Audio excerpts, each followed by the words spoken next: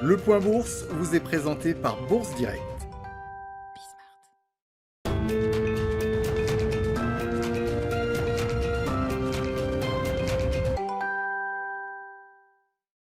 Tendance à la hausse toujours à la mi-journée à la Bourse de Paris, même si le CAC 40 est hésitant depuis ce matin.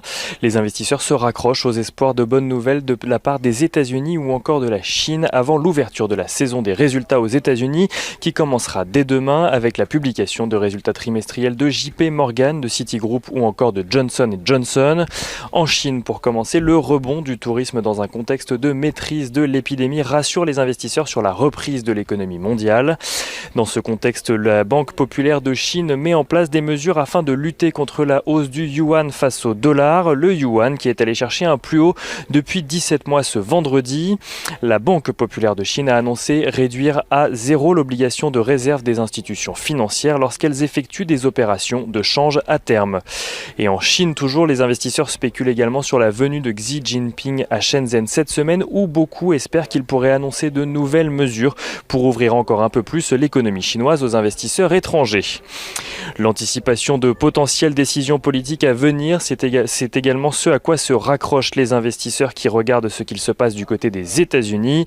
Sur le sol américain, le feuilleton en vue d'un éventuel plan de relance continue. Si les espoirs sont minces quant au vote d'un plan de relance global avant les élections présidentielles, les investisseurs tablent sur le vote d'une ou plusieurs mesures limitées assez rapidement. Steve Mnuchin, le secrétaire d'État au Trésor, a confirmé dimanche que les négociations continuerait avec Nancy Pelosi, la présidente démocrate de la Chambre des représentants, mais aussi avec Chuck Schumer, le leader démocrate au Sénat.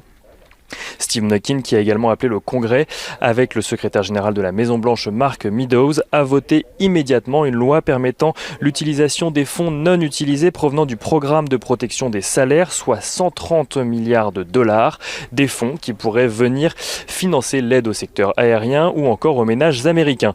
Donald Trump a de son côté indiqué ne plus être porteur du coronavirus et repartira en campagne dès aujourd'hui.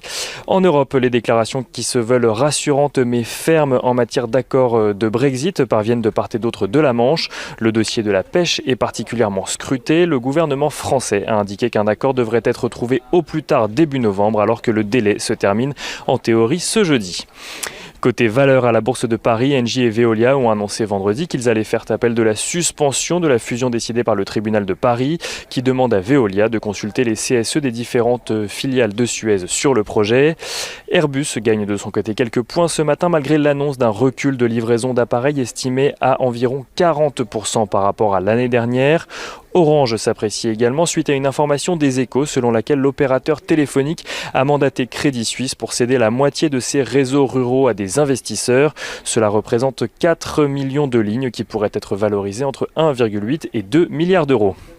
Société Générale est dans le vert de son côté grâce à une note de Jefferies qui passe de conservé à achat sur le titre. BNP Paribas et Crédit Agricole sont dans le vert également ce matin.